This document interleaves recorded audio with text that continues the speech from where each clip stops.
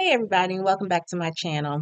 So on TikTok for the past at least 2 or 3 weeks, all I've seen on my timeline are people talking about this documentary called The Crash. And I'm like, I don't know what this is. I haven't heard anything about it. And if you know your girl, I loves me a good documentary. So I was like, oh, let me see this. Now the main thing I heard about this documentary from people on TikTok is one, the parents are delusional, something along those lines, and two, you're gonna watch this and get really pissed off. I was like, okay. So knowing that, I equipped myself to kind of get myself centered before I sat down to watch this. I didn't know anything about this story when it happened, nothing. I'm gonna break down the story and then I'll talk about the four kind of takeaways or four things that I'm gonna focus on in this video. So basically, The Crash is about a girl named Mackenzie who graduated. But make sure you understand this. She graduated from high school in 2022. We're in 2026. That means at the most, she's 22 years old right now, right? Just kind of keep that in the back of your mind how young these kids are. So it's about her boyfriend Dom, who's 2 years old, so I think he's like 20, and their friend Davion, who is 18, 19 years old.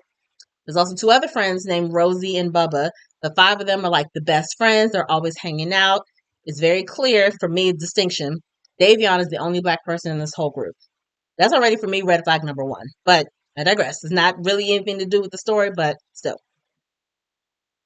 The night of like a graduation party, which wasn't really a party, the five of them are hanging out at somebody's house. And then about 5 in the morning, Mackenzie decides to go home. She's driving. She's in the car with Dom in the front seat, front passenger seat. Davion's in the back.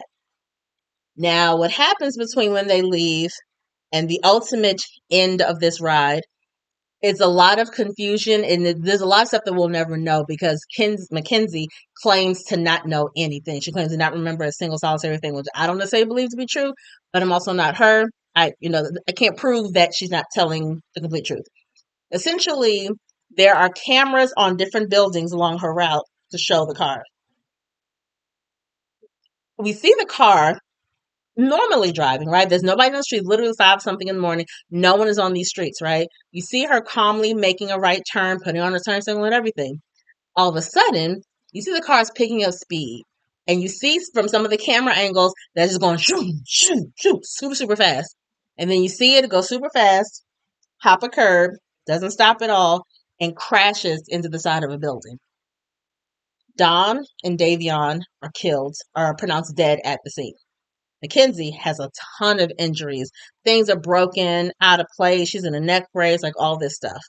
So there is cop footage of them like attending to the wreck, trying to figure out if anybody's inside. There's footage of the police officers telling the parents of Dom and the parents of Mackenzie like what's taking place and in fact the people who died and all that stuff. So obviously everyone's trying to get to like how exactly did this happen. This came a graduation party. Mackenzie was driving. Mackenzie, maybe she was under the influence of alcohol. They do a drug test. There's no alcohol in the system. She has drugs on her. She has weed and mushrooms, shrooms, as the kids call it. All she has in her system is weed. They're like, well, that's not enough to make you do that, huh? Pray tell, what else happened? Then there's a speculation that she has some kind of medical episode. There's really no proof of that happening either.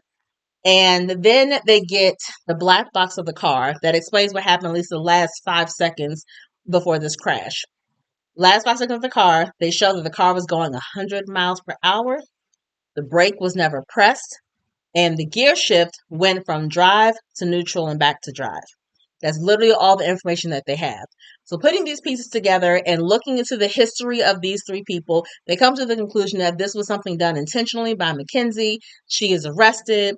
She goes to trial. She is, I want to say, 15 years to life for both Dom and Davion, right? Again, Dom is her boyfriend. She's lived with him for the past 2 years. They've lived, not 2 years, they've been together for 4 years and been living together at the time of his passing.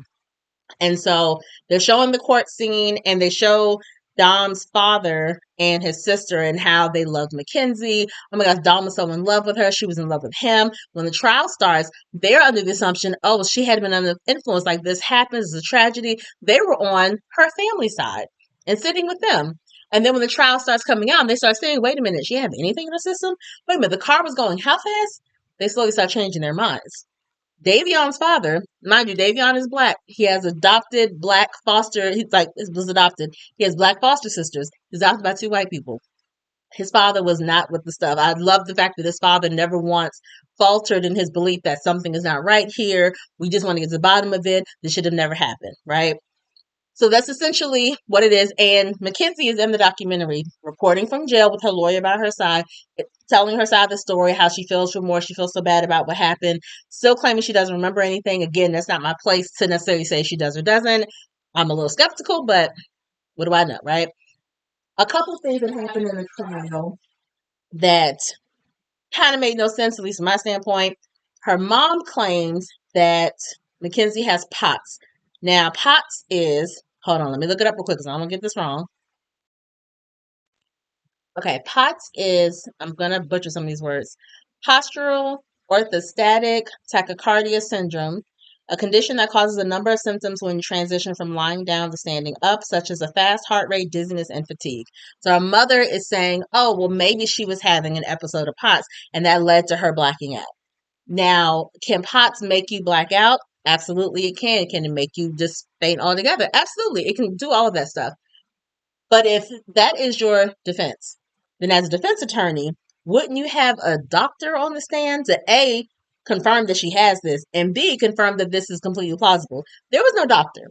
So if there's no doctor, then the defense must not have believed that this actually happened to this little girl, right? And so that's kind of basically what happened. She's still in jail. I think that her parents appealed. It was denied. Her next appeal, she can't appeal again until 2037. So that's what the crash is about, essentially. My 4 points. Number one is the delusion of the parents of Mackenzie.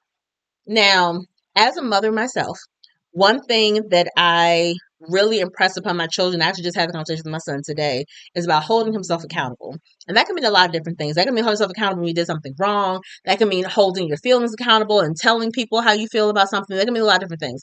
But essentially, in this case, the delusion of the parents is recognizing that your child is not as innocent as you make them out to be.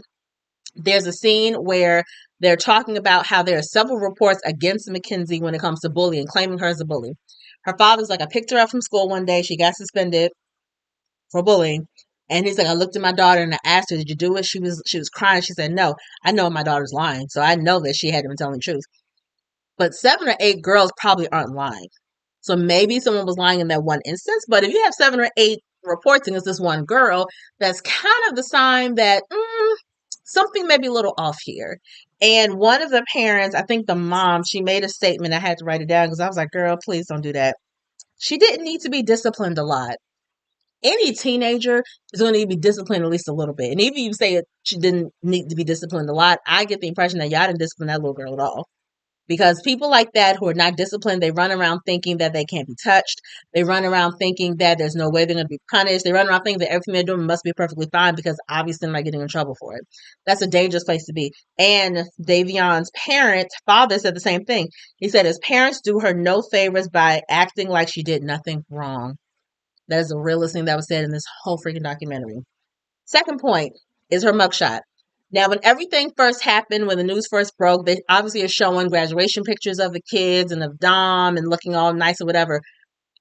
And you know how it is when someone dies or gets killed or whatever, someone isn't arrested normally right away. It takes some time, especially in this case when it wasn't apparent that this was intentional and they're still just investigating.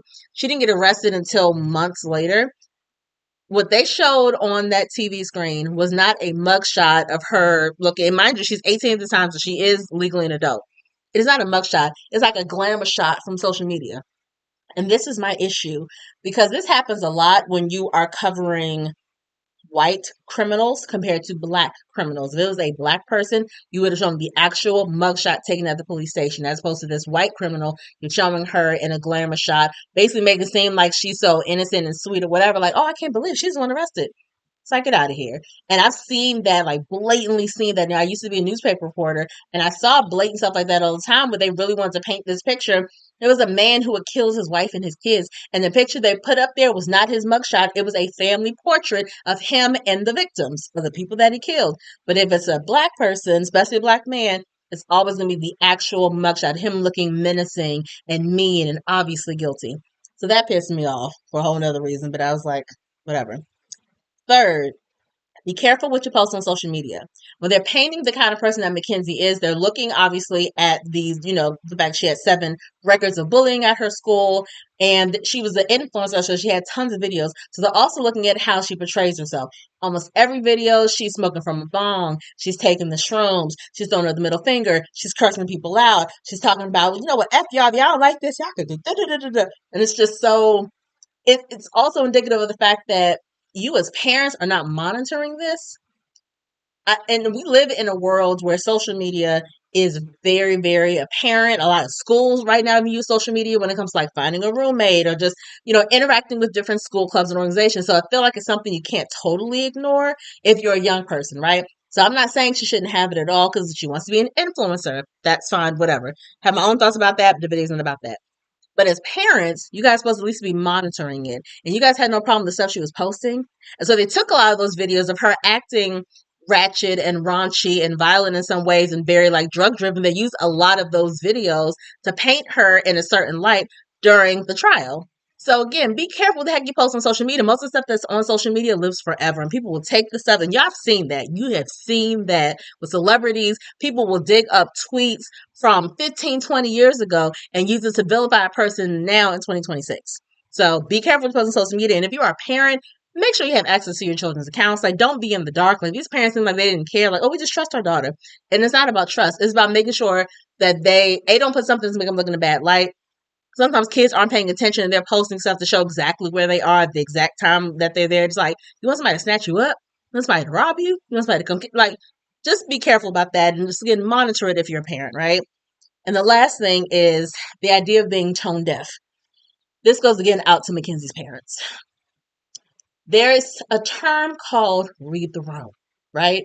That means understand your place in a certain environment, understand your position, understand what's happening around you, and act accordingly. There's a time in the trial where before Mackenzie is sentenced, not everyone, but people get a chance to make statements. A lot of people wrote letters on her behalf saying she's this wonderful person and she couldn't possibly done this on purpose. And then there are people who give victim testimonies, like Davion's sister, who basically was like, he was the best big brother ever. He was wonderful. Give her the full sentencing because she took him away from me. And, other people who are speaking either on behalf or against her. Her mom gets up there to speak. And the judge is the GOAT. The judge she shut that stuff down so quick and I loved it. The mom is crying, like, I just can't believe this. This is such a tragic, tragic thing. Mackenzie's been through so much. And the judge stopped her and said, you keep going on about your daughter. What are the 2 lives that were lost? Like, say that, judge. Remind her. This ain't about her raggedy daughter. I digress. And she goes on to say, oh my gosh, yes, those 2 lives is so tragic. Dom was like a son to us. She's like, Davion, he's like a new friend. What kind of thing is that to say? And the judge says, so because he was a new friend, his life wasn't worth as much. I was like, thank you, judge, for clocking it very early. But that's such a weird thing to say. And I was like, no, I didn't mean that. Oh my gosh, I'm just so sorry. No, man, you've said enough. You absolutely said enough. And yes, I understand that has to be a difficult position to be in. You are the parents. Clearly, your loyalty and your concern and your care is for your daughter. I understand that completely. But as a parent, you also have to understand that whether you believe she did this on purpose or not, she was still the person that drove the car, and 2 people's lives were lost, and someone has to be punished for that because this could have been avoided. Somehow she hadn't got behind the wheel, or again, we don't know if it was intentional or not. If it was intentional, it could have been avoided if she just didn't do what she did. So I understand that it has to be a very weird position to be in because you want to show support to your daughter, but at the same time, you have to understand that you're in a room with people who are related to these 2 lives that were lost, and they don't get to hug their child, they don't get to sympathize or call their child. You get to do all those things, so you still have to kind of read the room and tread a little lightly. And then after she was sentenced to those 15 years to life for both of the boys, she's leaving the courtroom in handcuffs, and her father yells, "Don't worry, Mackenzie, we know you're innocent." Read the room. Again, all the victims are still in the room with you. Guys are all still in the courtroom. And this is what you yell to your daughter. Don't worry, we know you're innocent. She's not, though. She's the one that was driving. So technically, she's not innocent. And again, it goes back to parents who are not holding their children accountable and think that their children can do no wrong. They're amazing. They're wonderful. They're beautiful. They couldn't possibly do X, Y, and Z. Children are still human at the end of the day. And no matter how well we do as parents or how well we think we're doing as parents, that doesn't necessarily mean your child is never going to do something wrong, but it's up to you to at least put in their minds that, hey, if you do something wrong, you need to apologize. You need to make it right. You need to understand there are consequences to your actions, consequences to your words. Like, you need to kind of instill that in them. So the documentary is on Netflix right now. It hasn't been on that long. It definitely will piss you off at some points, especially if you're a parent, especially I think if you're a black parent. Again, Davion's family, his father, he between him and the judge, they're my favorite people in the documentary. I was like, y'all better go ahead and tell the truth and shame the devil. So if y'all watch it, let me know. Put your comments below. Let me know what pissed you off. Let me know if you believe Mackenzie. Do you believe that she doesn't remember anything? Do you believe that she didn't intentionally do this? Comment below.